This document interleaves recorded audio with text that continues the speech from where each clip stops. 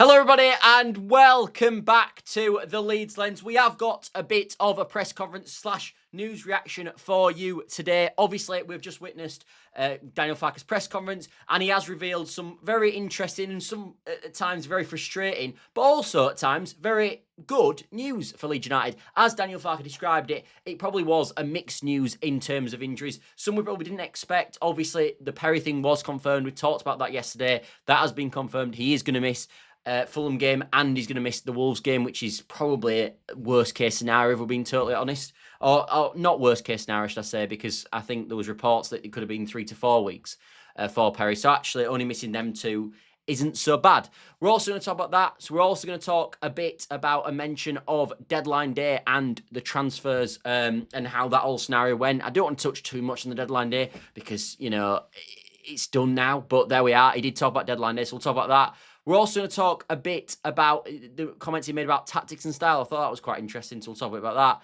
We're also going to talk a bit about January transfer window because he got asked about that. Set pieces, outgoings, all that sort of stuff. So there's quite a bit to get into. It was quite a decent press conference. Some of the questions I think I would probably word in a different way, but you know, I'm not a journalist, so there we are.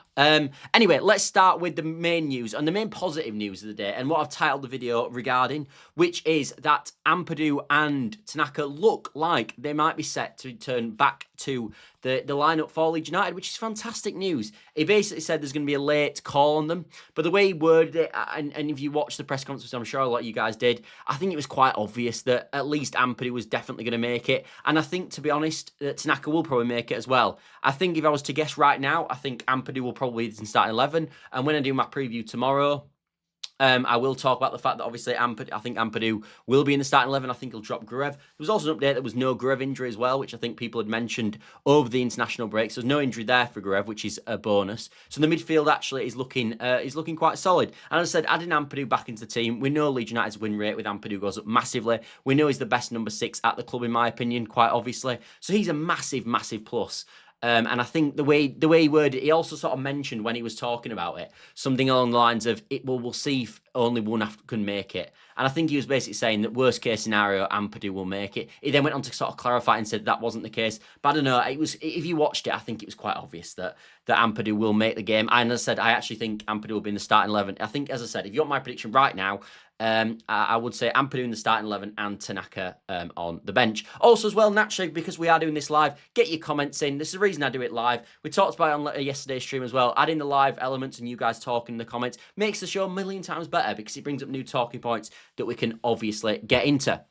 But yeah, while waiting for them to come in, we'll crack on with the rest of the video. He also mentioned around Byram and Rodon, because obviously I think Byram had took a knock in training, got a cut on his eye, sort of. He's going to be okay for the game, which is good. Obviously, he's not going to be in the starting 11. And more importantly, someone who will be in the starting 11, Joe Rodon, who, of course, missed the Wales break with a concussion. Well, that's confirmed. He's back in the team. So, yes, people are going to be frustrated with this injury situation at Leeds United at the moment. And, yes, we'll talk about the negatives and injuries. But, actually, I think a lot of key players for our starting 11 actually have pretty positive updates. I think the only person who, for me, will be my starting 11 who won't be able to make the game is probably Lucas Perri, the goalkeeper. I think Tanaka maybe won't be able to make the starting 11, but you've still got Ampadu. I think is going to make the starting 11, as I said. DCL looks like he's going to start up front from comments there. Rodon's back in defence. Byram's still fit. Struijk's still fit as well. I think, as I said, it's not. We know Goodmanson as well. There was potential injury concern there that's gone away. So, as I said, I think people are over-egging the pudding. Like, I've seen people saying that our whole team are out injured. They're not. It's not. We've got a few key players out injured. Obviously, there's talked about Nmecha potentially. Has got a foot injury, I believe. Piroe's took a knock. But these aren't players, in my opinion, I would start for this game. I would start DCL up front. So hopefully, Nmecha and Piroe, one of the two at least, will be fit enough to offer Leeds United an option off the bench. That would be, obviously, an ideal scenario, because otherwise then we are probably down to Harry Gray or Dominic Calvert-Lewin's playing the first game. BMG says, Perri out. Here's your chance, Scott. Yeah, people that doesn't know, me and BMG were talking yesterday and we're saying that if Perri is out for the game, obviously that's going to mean that I'm after in goal, because we'd rather that than obviously Meslier playing in goal, which I'm sure all of you will agree with. And I know also I want to mention on Darlow, by the way, because I think there's been a bit of harsh criticism of Carl Darlow. I know he was awful against Sheffield Wednesday, but I've talked about this. It was a different sort of game complexion to what will play for the rest of the season, in my personal opinion. I think that was obvious in terms of the way that they set up. No other team in the Premier League will set up like Sheffield Wednesday in that cup game. That was obviously because the squad that they were operating with, which again, no team will have that. So I think the criticism of Darlow on that one mistake he made is sort of harsh. And I've seen people comparing him to Meslier. Why? I don't know what quite he's done in a Leeds shirt to suggest that he's such an awful goalkeeper and as poor as Meslier. I don't really understand that. He came in at a really tricky point at the back end of last season. More pressure, by the way, in my personal opinion, at that exact moment in time than there probably will be in the Fulham game, if we're being totally honest, and the Wolves game. And the thing with Darlow, I always think is, I think he's the greatest shot stopper in the world, and he's going to save Leeds United tons and tons of points with unbelievable sort of reflexes and top corner saves and all that. No, I don't think that. But what I do think with Darlow, and I might be proved wrong on this, but he's not a keeper for me that makes a lot of obvious errors. I don't think I've seen that in his Leeds United time. I think one of the main things that was brilliant about when he came in at the back end of last season was the lack of mistakes and just doing the basics really well. And I think that's what you get from Carl Darlow. I don't think it's like, I don't think it's a case of Carl Darlow having any sort of, being a fantastic goalkeeper, but he's also just for me, doesn't have a lot of mistakes in him, and he does the basics really well, and he saves the shots he should save, he catches the balls he should catch, doesn't do anything unbelievable, but also doesn't make loads of mistakes, which I think, the truth of it, he's a steady pair of hands. I think that's the best way of wording it. BMG says, interestingly, he didn't mention whether Piroe was injured, although wasn't directly asked. Also, we should probably assume that Okafor is fit. Yeah, that's another thing, exactly. As I said, I think people are over-egging the pudding about these injuries. I don't think we've got a lot of first-teamers out. People, when he did get asked about injuries, though, BMG, and obviously they did say with injuries that he mentioned the names. He mentioned Piroe, obviously injured. He mentioned Tanaka is going to be a late decision. He mentioned Ampadu's probably going to be a late decision. As I said, I think them two are going to. I think Ampadu at least will start. I think Tanaka probably on the bench. He mentioned Nmecha. He mentioned there were players that he mentioned obviously on an injury basis, and the fact that he didn't bring up Gruev and didn't bring up Okafor, as you rightly say, BMG, they're going to be starting, or they're going to be not going to be starting. As I said, they're going to be involved in the game. In my personal opinion, which again is good news. As I said, for me, really the only big concern is the goalkeeping situation. But I actually think I agree with Paul in the comments. I think Darlow will be fine. I'm not totally against it in my personal opinion. Paul says, has Meslier been added to the squad as of today? Is it the last day to register him? I think it is the last. I think tomorrow midday is potentially the last day to register him. But I think I do think he's. I think basically the quote about Meslier, if people are interested, is that he got asked, which I thought was quite an interesting question actually, about Meslier's presence and was he actually brought into the team now and decided not to be sold because, of course, of Perri's injury. And he said that did play a factor in it, which for me seems bizarre because Meslier is never going to be an option in the Premier League, so you might as well play Alex Kearns, in my opinion. I don't really understand that. I think if Leeds United had the option of taking 3 to 5 million or incorporating back into the lineup, even if Perri was injured, I would still probably take the 3 to 5 million. So I disagree if that's the case. And actually, I'm not convinced that is the case. I think the club probably would have sold him. I just think that the situation with Meslier obviously was that that didn't get the right suitors for Meslier. I think Meslier is staying because he wasn't happy with the deals on the table, and he thinks that in 12 months' time he'll have better available options to him. I don't think it's anything to do with the fact that Leeds United wants to keep him, because it doesn't make any sense under any circumstance for that to be the situation. BMG says, I think it's actually relatively rare that a keeper makes a completely inexplicable howler. It does happen, and Meslier did it 3 times last season, but overall it's quite a small percent. Yeah, keepers don't, as you said. I think what it is with keepers naturally, BMG, is that when a goalkeeper makes mistakes, naturally it's much more highlighted than any other player on the team sheet, because obviously if a goalkeeper makes a mistake, naturally then there's a massive issue, because obviously it usually ends up being a goal that's scored, which is why it's such a hard position to play, because any error gets punished sort of instantaneously. But Darlow should be okay for the next 2 or so games. Rather play him for a few games and don't rush Perri back. I completely agree. As I said, I think Darlow is the perfect second choice keeper for us, because he's experienced playing this level before. Yes, not for a while now, but experience. And you don't think he's going to make tons of crucial errors. Like, I'd be so worried if Meslier were back in goal, to be honest. I think the defence instantly becomes quite poor. Actually, Meslier goes in goal, not in front of him, but I think defence as a whole with Meslier in goal is actually quite a poor defence in my opinion, just because of the knock-on that Meslier has in terms of how the defenders play. I think it looked more assured with Darlow. I think it looked more assured. Looked more assured with Perri in goal. I think, as I said, Meslier wasn't just the mistakes he was making; it was the impact on the team that they had as well, which was obviously such a concern for Leeds United. Anyway, let's get into some more things that Daniel Farke said. One thing that I do want to talk about with Daniel Farke with this is that the way he talked about, because he obviously got asked about the deadline day and how that went, which we knew he would. That was obviously going to be the first question, and it was. I was really impressed with what he said, actually, because sometimes I like managers who are not scared of sort of taking on the burden, and also not ready to blame game. And we've seen this with Daniel Farke before, where he's ready to blame everything under the sun, and it was everyone else's fault but his own. I quite like the fact that he went, that's happened now, and we've got to move on, because that's the principle I'm under. Where yes, did I want more attackers in the final third? 100%. And yes, did we fail? And he mentioned that the board did fail in terms of getting him attacking recruits in the final third, and we know that that's what obviously Daniel Farke wanted, and we know that's a lot of you guys wanted as well. But I liked the fact actually in this press conference that it wasn't just a case of this is a problem and blah blah blah. It was more about like how can we fix this and how can we move forward, and we accept that this is a potential issue. But my job as a manager is to get the best out of the 11, and he's fundamentally right. His job is to get the best out of the team, not out of the 11, should I say, the best out of the team, and you've got to come up with ways of doing that. And when he talked about that, again, I quite liked it, because he talks about the different ways that you can get the extra yards. And he said that, look, we've not got sort of individual quality where you're just going to pass it to Messi or Ronaldo and then just run through everyone and score. But we've got to come up with tactical plans to work out the best way of winning games. And this is exactly what newly promoted teams should be doing. So when I was hearing this, my eyes were glowing up, my ears were glowing, because I was like, yes, these are the quotes we needed. Don't just talk about what we don't have. Let's talk about what we do have. And let's talk about what we can do with the resources that we have. Like if you're in a burning building and you've got to get out of it, you don't go, I ain't got the perfect fire extinguisher. You just use force, power, anything to get through and get yourself out of the burning building. And that's where Leeds United have got to be. We're in a burning building now, and we've got to find a way of getting out of this building without all the correct tools that you need. You can't have a perfect scenario. So I like the fact that it wasn't just a blame game of this and that, and this is a problem and that's a problem, we don't have this player. It was much more in terms of front foot forward and what we're going to do with the players we've got, and I like that. And I'll talk about a few more in a second. I'm just going to get some of your guys' comments. Shame that Nmecha might be out. Sounds like he has an impact injury rather than a muscle or ligament. Yeah, I know. It sounds like, I think he's probably been stunned or something like that. And we obviously know that he's quite prone to injuries, Nmecha.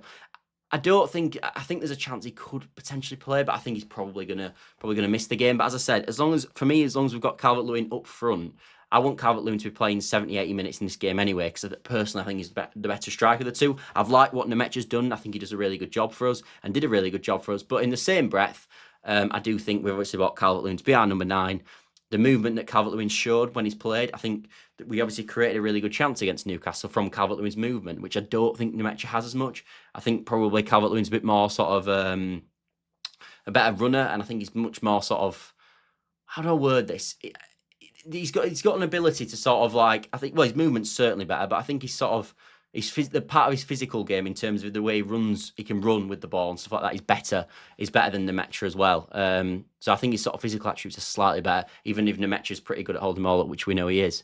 Farke very rarely calls out anyone. He had the right to, he had every right to talk bad about Joseph and Nonto previously, but didn't. He just says what happens without emotion. I like that about him. Yeah, no, I agree, and I liked that. But I think we see more, to be fair, of Farke after games where he's frustrated and he finds blame games as opposed to before, for the most part. And I think you're right there, BMG. I think that is the situation with Daniel Farke. So it'd be interesting if we are to get beat in the near future.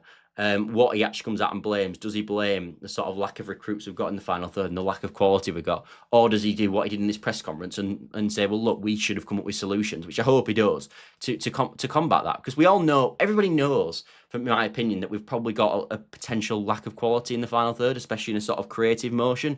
But we need to find ways around it. We can't just moan about it. We've got to get the job done.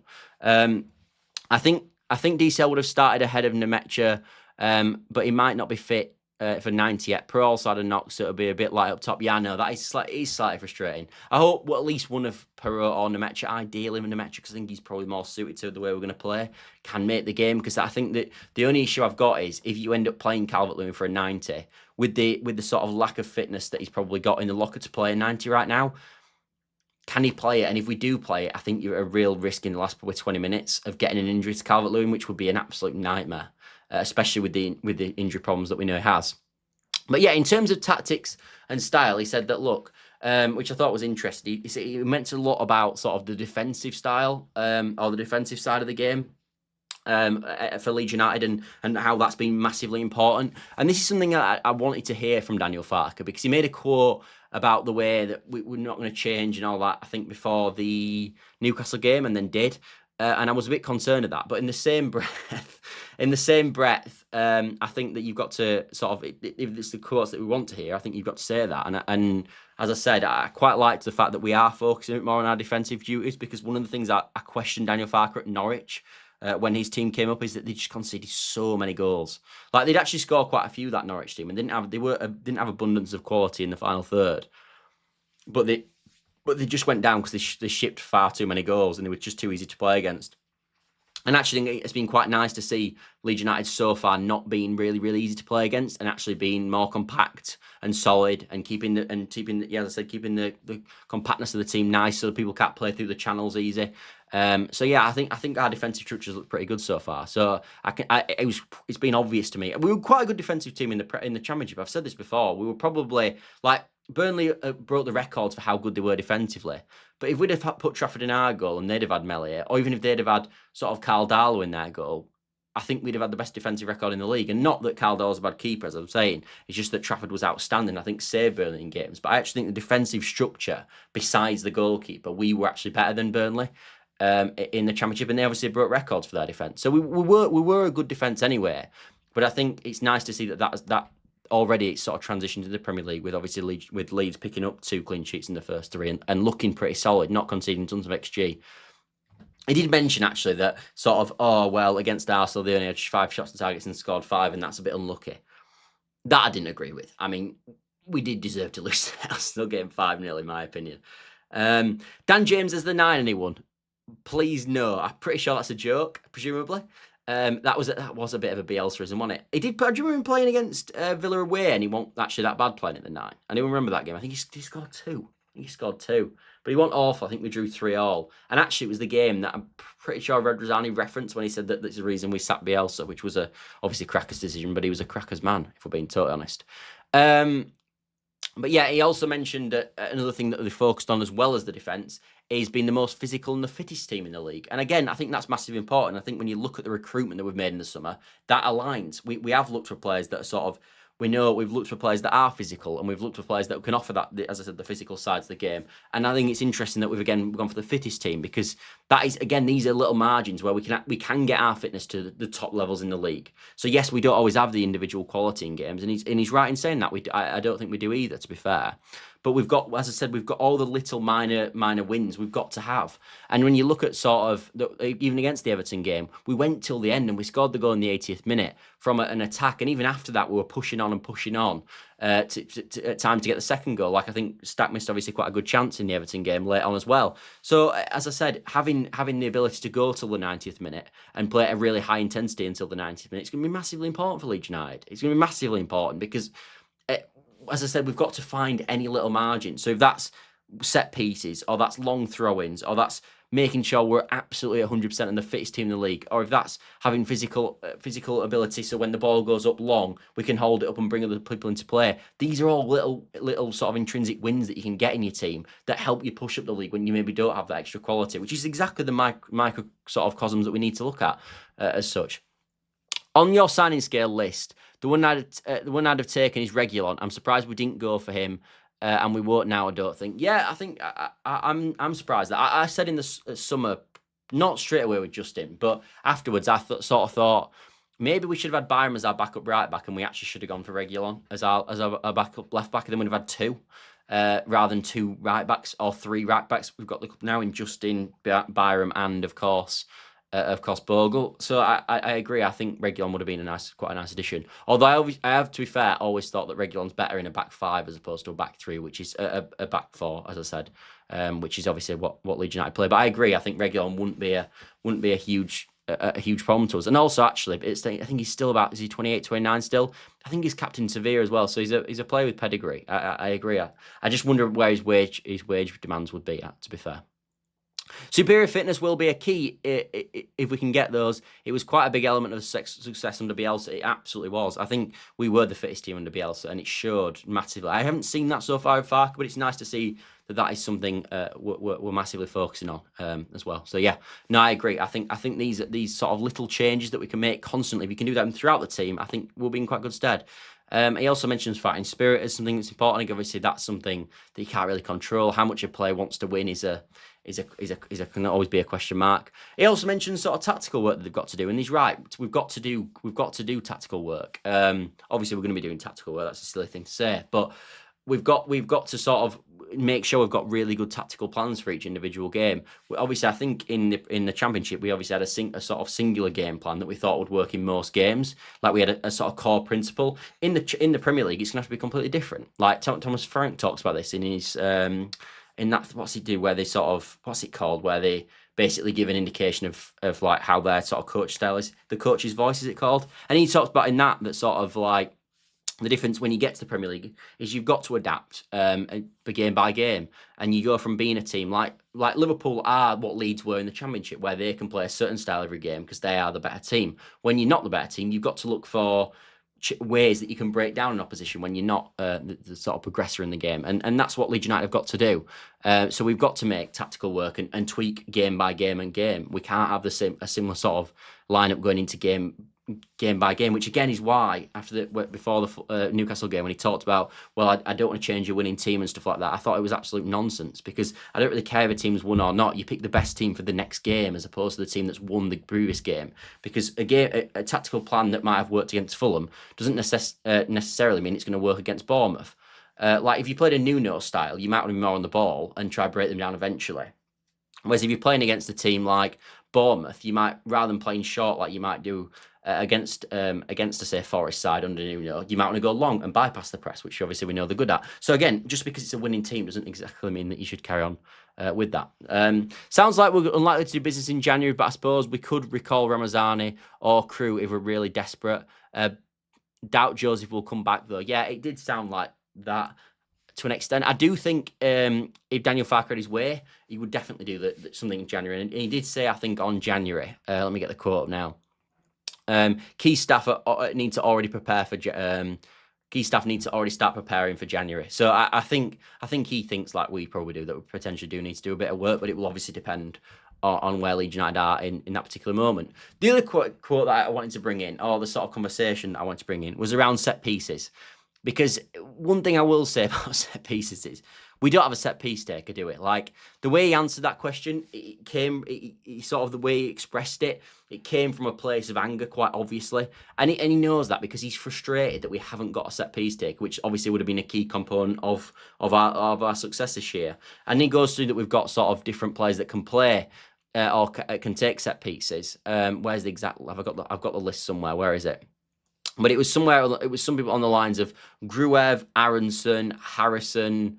Come on, where are they? Gruev, Harrison, Aronson. Anyway, a few more. Goodmanson and Stack, of course. So, and he mentions that we're not going to give anything away against Fulham, so we're not going to say if we're going to do in-swingers, out-swingers, etc., and who's going to be set piece taker.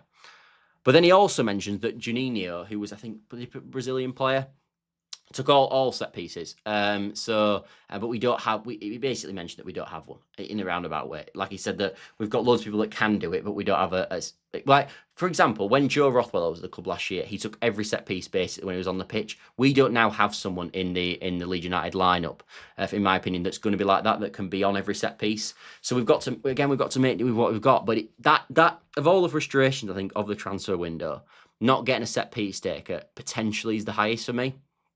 In terms of not in terms of, I think I've talked about sales and the impact there, but one of the main concerns about incomings with me is the lack of a set piece taker. I think that was a huge mistake because we've spent so much money on sort of physical presence in the team, and then we don't have a quality delivery taker to bring it in, and that was daft, I do think.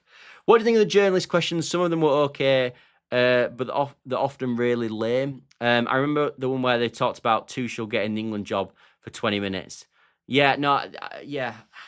Tuchel's always going to be asked about England. They were always going to ask him. That was always going to be the case at the time. Yes, I do think that at times the journalist questions can be difficult, but I think it's a difficult job because I think part of asking journalist questions, you've got to read the room and read what fans want to know. And I think that can be hard because some fans want to know some things and obviously some fans want to know other things. I think it'd be nice to have asked a question about the set piece coach. Like we've obviously bringing one in. It'd be nice to ask what we thought that was going to bring to this Leeds United team. Obviously we know that, but we could have got a more developed answer from Daniel Farke. So that was a shame, I think. That was potentially a missed opportunity. When you're asking about set pieces, ask about who's going to be actually doing the coaching on it as well. I do think that was a potential missed opportunity. But as I said, I don't think it's a particularly easy job being a journalist anyway. So I don't want to slag them off too much as such. And I think I've said stuff before about that as well. That's probably.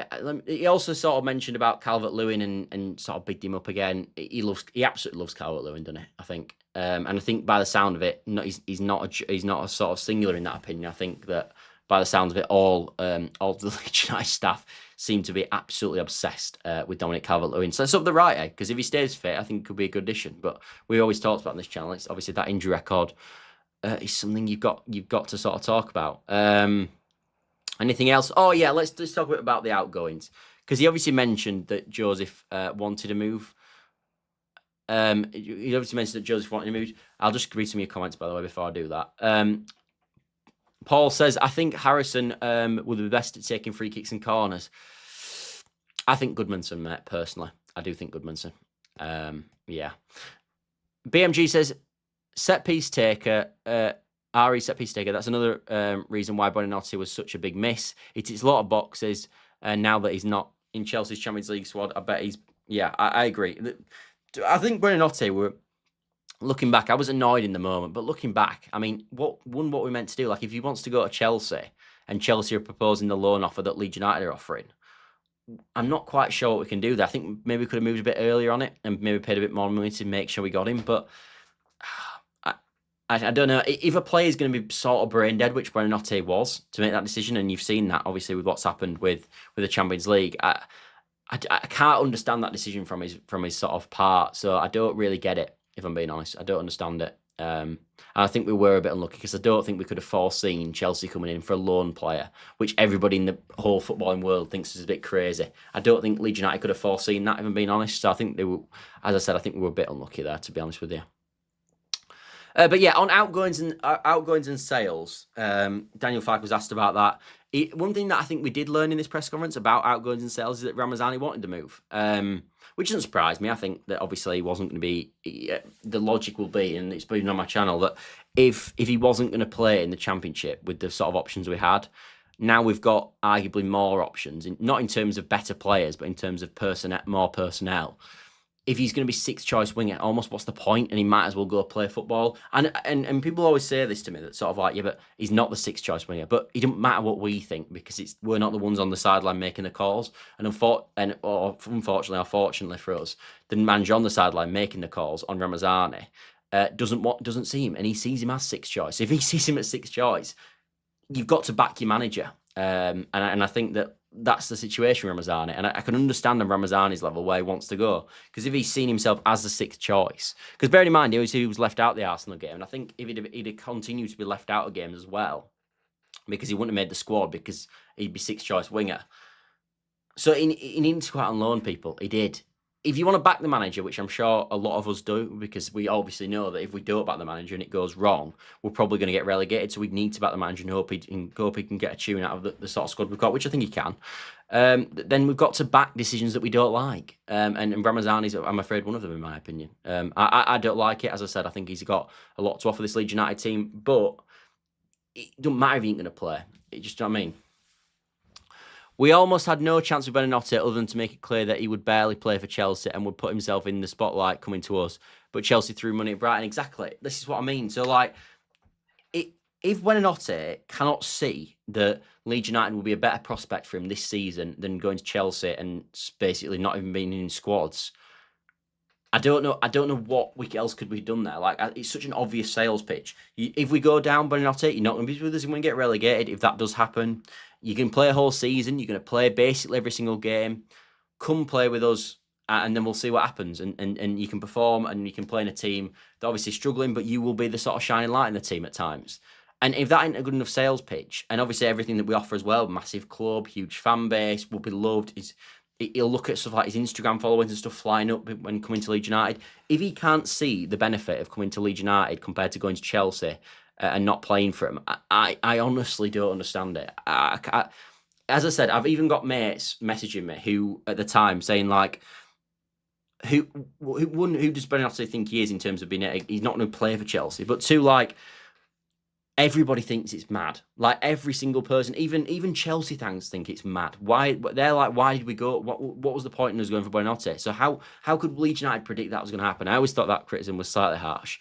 I think the only sort of thing you could say is that, like, if he went with Buonanotte was that we could have potentially done it earlier. I think that was the only sort of rational comment you could make about it. I just never understood the sort of, like, we should come to Leeds over Chelsea, because yes, everyone thinks that, but if the player doesn't think that, almost what we're meant to do. I don't know.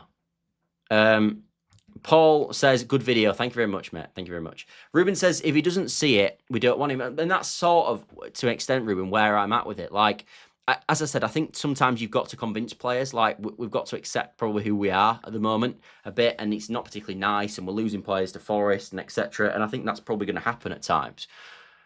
But in the same breath, like, if he's so desperate to go to Chelsea and he doesn't see the obvious opportunity that Leeds United can give him by him coming to Leeds, especially on loan, I don't really... maybe he's not the right player for us. Do you know what I mean? Obviously offers a lot of technical quality. And as I said, I think he would have boosted our attack to a next level. I really like Buonanotte. I think he's a really good player. But if he can't see that, I don't get it. Because I think everybody in the football world can see it, except seemingly the decision of the most important player. But you don't know what else is in this deal. Like, you could have had agents talking him saying he should go to Chelsea. You could have had an extra bonus for the agent for him going to Chelsea. There's about 100 different things that could have happened. Or the Chelsea director of football. I'm not sure who the director of football is. I know it was Todd Bill at one point. I don't think it is anymore. But he might have had a really good relationship with Buonanotte's agent. So again, like, if you can't, like, there's stuff that you sometimes can't control in them sort of sense. We need players to fight for us. If he doesn't have the mentality or the vision, we don't want him despite the talent. Yeah, as I said, I think times you've got to give players opportunities to sort of, like, come round to the project. But yeah, I do honestly think that the Buonanotte thing, it's just bizarre, isn't it, really? BMG says, good video so far, but it's like the transfer window. I'm not going to judge it till it's over. I like BMG. Your comments are brilliant. I mean, yesterday we were talking about what we were talking about yesterday. Me playing in goal, number 10, or managing the team, and today we're on about sort of Buonanotte, but and sort of it's not over till the fat lady sings as such. Ruben says, we need squad players who will work incredibly hard to help us stay up. We don't need that mentality. Yeah, fair enough. Fair enough.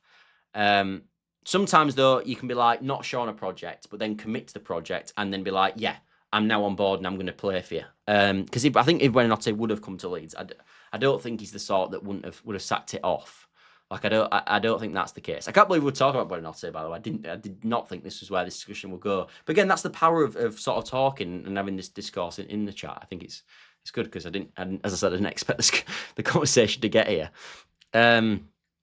It's possible that Brighton took the decision out of his hands, at least to some extent. Yeah, potentially. As I said, I think he probably wanted to go to Chelsea. I think Brighton would have potentially preferred him to come to Leeds. We also know with Buonanotte as well that obviously, he wanted to, first of all, he wanted to play in his thing, well, not it. If the truth of it is, his thing was, I want to play in Europe. That was always the comparison. That's why he wanted to go to Dortmund. That's why he wanted to go to Lyon. That's fundamentally why he's wanting to go to Chelsea, which is why it's so laughable now that he's even in the squad in Europe, because he's not getting European football. But that was his whole thing, was he wants to play in Europe. And that's a big thing for, like, Argentinian players. Like, that they want to play in Europe, and it's across the globe as well. These players want to play in Europe. It's constantly, like, I remember Everton having a bid accepted for Malik Fofana, of Lyon, of course, and then he didn't want to go because they were in Europe. So these can happen, but it's just mad that, like, he was just never going to play, was he? Who do you think will end up being our most significant signing from the current signings?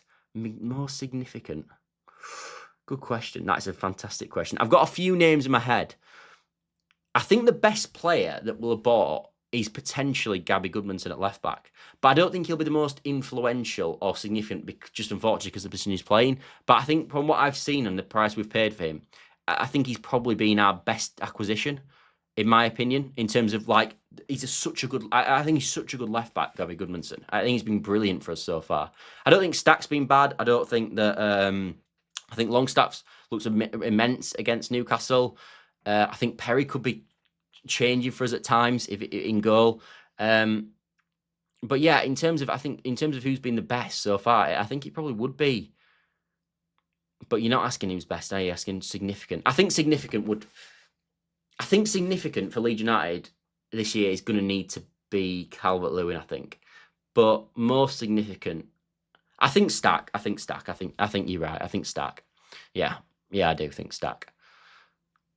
But as I said, I just wanted to give a shout out to Goodmanson because I think Stack's, like, he's got a lot of fanfare in the Leeds space, and rightly so. And Goodmanson has as well, but I think Goodmanson has been quality in basically every game I've seen from at Leeds so far. Absolutely quality. Like, I don't really think he's done much wrong. I think against Arsenal at times, on that, was it the second goal? He could have been a bit tighter to I think, Saka, but that is about it. I think he's been, and Saka's such a top operator as well. I think he's been phenomenal. But yeah, that is the video today. I hope you've enjoyed it, as always, as you can, if you are watching live or you're watching afterwards. Thanks all for watching, and of course, if you could like the video, subscribe, and all that good stuff, that would be massively helpful. I also try not to say that at the start of the videos now. I might start doing it again, but I just think it's a bit, people don't want to click on a video, do you, and then go, can you like and subscribe? So at least save it to the end. But yeah, I think Brighton just wanted Brennotti to go somewhere in England, so it became homegrown. I think Chelsea chucked a couple million quid as a sweetener, plus the expected Champions League. Yeah, that was it. No, you're absolutely right. I think, no, I completely agree. I think with Brennotti, he wanted Champions League football. Brighton wanted to stay in England, and it was like, all right, well, Chelsea's perfect. BMG says 9 out of 10 video, Scott. Thank you. I wonder what would make it a 10, mate. I wonder what I'd make it a 10. No. Goodmanson has really surprised me. Really good player. We will struggle to keep him, I think. Potentially. I think if we were in the Premier League, I think we'll be okay. But I think if we were to go down, I think we'd be really struggling. But he'd be the best left back ever in Championship history, in my opinion, if we do going down. I don't want to talk about us going down as well, because I really, really hope it doesn't happen. Because it just starts the whole process again then, doesn't it? Anyway, thanks all for watching, as always. I am now going to film my preview for, obviously, the big game against Fulham.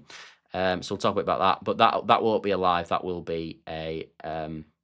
don't ruin it at the end. Try not to, mate. But yeah, that will be a pre-record. So that'll go up tomorrow. But yeah, thanks all for watching, as always. And I will see you later. Let's hope for a good result, eh? But yeah, see you later, everybody. Bye for now.